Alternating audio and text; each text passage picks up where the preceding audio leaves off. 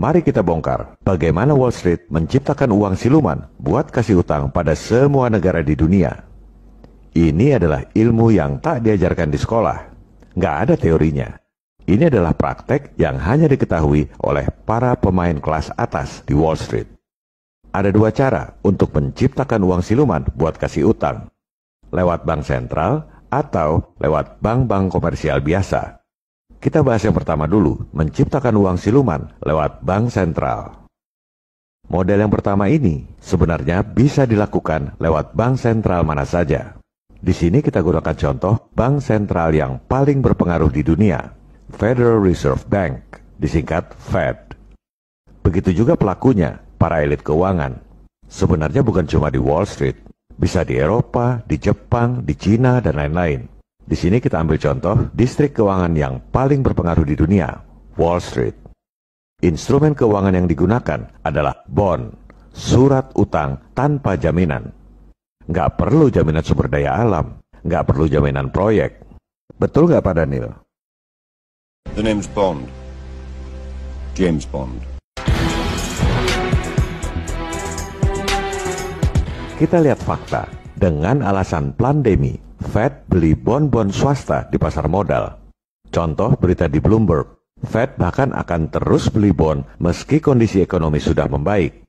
Fed hanya beli bon yang mereka mau, milik konco. Kalau Anda bikin bon, Fed nggak bakal mau beli. Kita ambil contoh jumlah utang selama periode Pak Jokowi, 126 miliar dolar atau sekitar 1.700 triliun selama 6,5 tahun terakhir. Dengan model yang akan kita bahas ini, jangankan 6,5 tahun, sehari pun mereka bisa kasih itu utang 1.700 triliun. Begini caranya. Para elit mendengar rencana Indonesia mau terbitkan bon 1.700 triliun rupiah.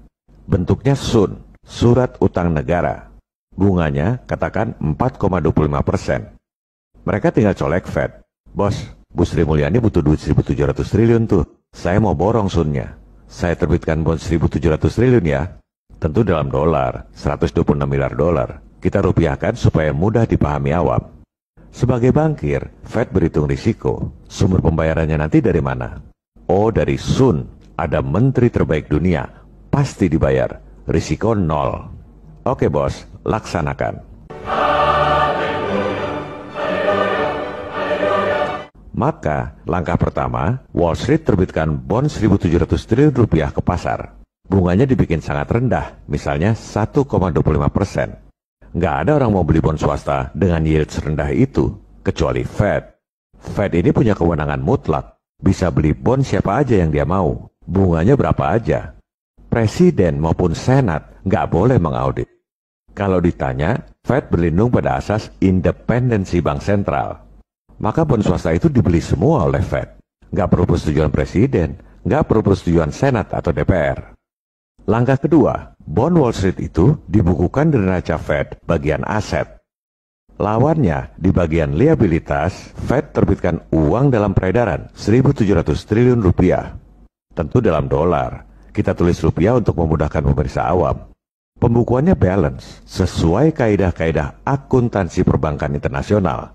Di audit pun pasti lulus, wajar tanpa pengecualian. Ini bukan konspirasi, tapi sistem yang diterima oleh semua bank dan semua auditor top di dunia.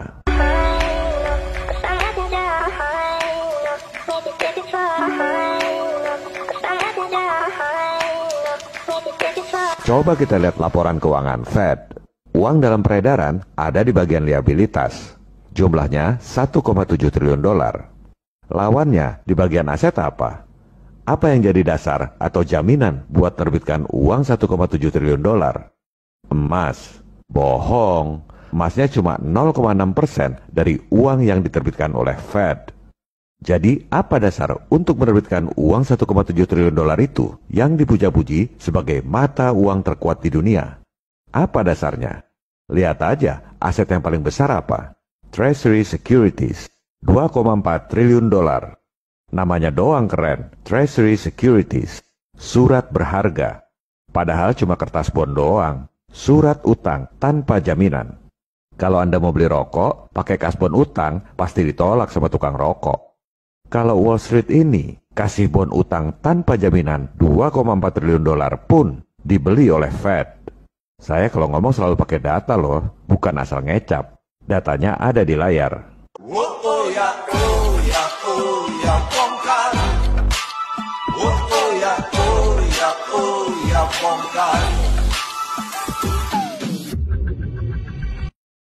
Kita kembali pada skema bagaimana Wall Street menciptakan uang siluman buat kasih utang 1.700 triliun selama periode Pak Jokowi.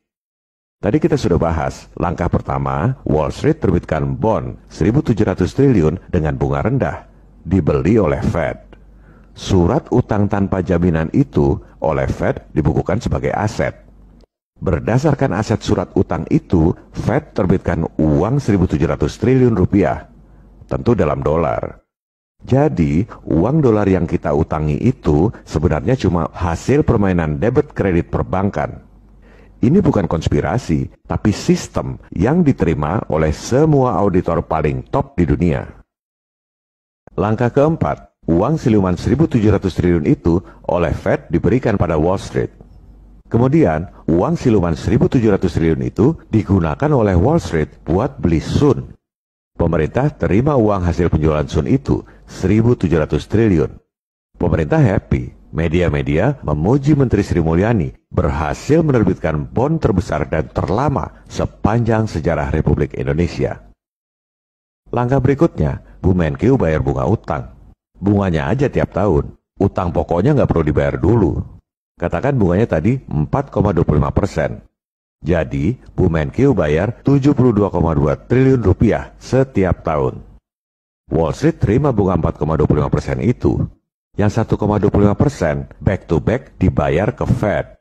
Fed happy dong, terima pembayaran bunga dari Wall Street 21,2 triliun rupiah setiap tahun. Modal dengkul. Wall Street pegang marginnya. Selisih antara 4,25% yang dibayar oleh Bu Menkyu dikurangi 1,25% biaya bunga ke Fed. Wall Street dapat margin 3%, 51 triliun rupiah setiap tahun. Modal dengkul. Skema ini semuanya wajar tanpa pengecualian, menurut auditor paling top di dunia. Melihat begini, berarti siapa yang pintar dan siapa yang bodoh? Padahal itu cuma ilustrasi, bayar bunga 72,2 triliun per tahun. Kenyataannya, kita harus bayar bunga utang 373 triliun rupiah setiap tahun. Mohon Bapak Ibu anggota Dewan yang terhormat, bertanya pada hati nurani. Pantes nggak rakyat dipajaki tinggi buat bayar bunga utang 373 triliun tiap tahun? Padahal itu utang siluman.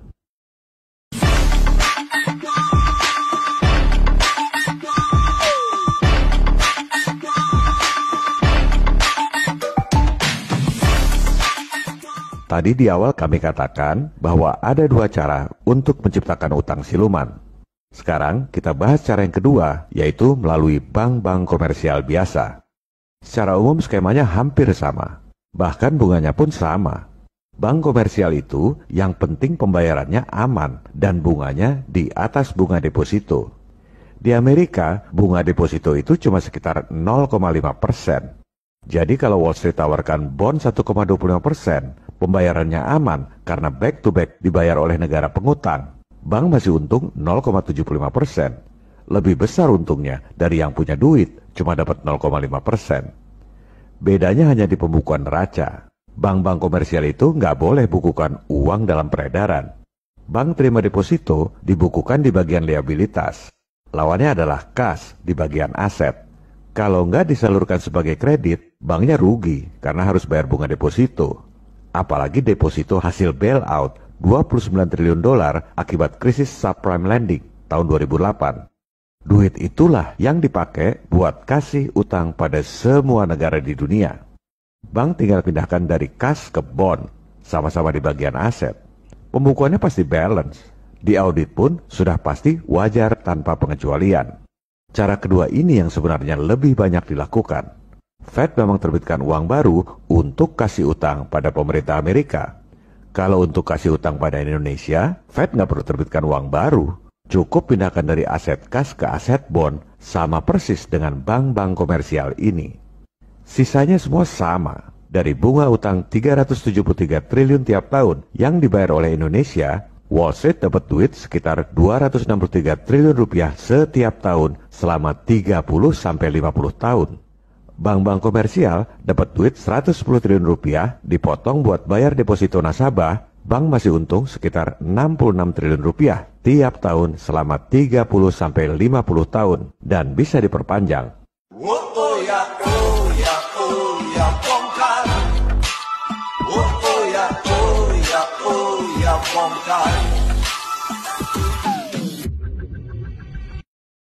Apa pentingnya semua ini? Rakyat lapar, Pak. Gegara pandemi, kerja susah, cari duit susah, bernapas pun dibikin susah, harus pakai masker. Menteri Erick Thohir dikasih anggaran 688 triliun buat pen. Hasilnya, setelah divaksin, tetap aja protokol nggak berkurang, ekonomi nggak jalan juga. Ini yang sudah kami sampaikan dari tahun lalu. Terus, buat apa divaksin? Buat apa buang anggaran 688 triliun yang sudah pasti nambah utang lagi? Dan ini nggak akan selesai karena pasti dijadikan proyek anggaran terus-terusan setiap tahun. Elit lokal ini memang lebih parah dari elit global. Kita sudah muak dengan semua itu. I hate imperialism. I detest colonialism. Oleh sebab itu, buat para pemirsa, jangan tanya apa yang harus dilakukan. Sebarkan video ini. Sampaikan kepada para wakil rakyat di DPR dan DPRD masing-masing. Kita yakin dari sekian banyak wakil rakyat, masih ada yang punya hati nurani untuk membela rakyat dari kemiskinan akibat pandemi dan utang. Saya nggak pikirkan trending di YouTube. Download aja video ini, ada linknya di deskripsi. Sebarkan video hasil download kepada semua anggota DPR dan DPRD, juga kepada semua akademisi di Indonesia, serta tokoh-tokoh masyarakat. Al-Quran mengatakan, Allah tidak akan merubah nasib suatu kaum sebelum mereka merubah keadaan mereka sendiri. Dan Alkitab mengatakan, lihat, aku mengutus kamu seperti domba di tengah-tengah serigala. Maka hendaklah kamu cerdik seperti ular dan tulus seperti merpati.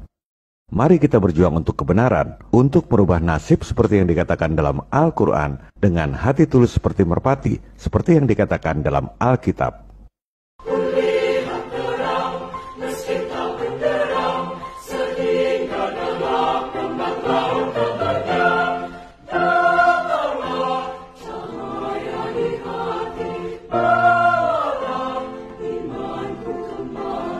Pada episode 32 mendatang, kita akan bahas cara bayar utang 6.000 triliun dalam sehari untuk meringankan beban rakyat dan untuk memajukan Indonesia kita tercinta.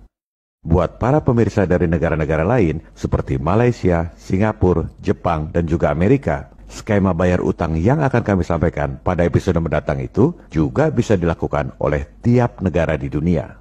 Bukan asal nyetak duit bayar utang, tapi dengan cara yang bisa diterima oleh si pemberi utang dan lulus audit akuntan publik paling top di dunia. Sampai jumpa di episode 32. This is John Connor. If you're listening to this, you are the resistance. Viva Republik Indonesia. Salam People Power.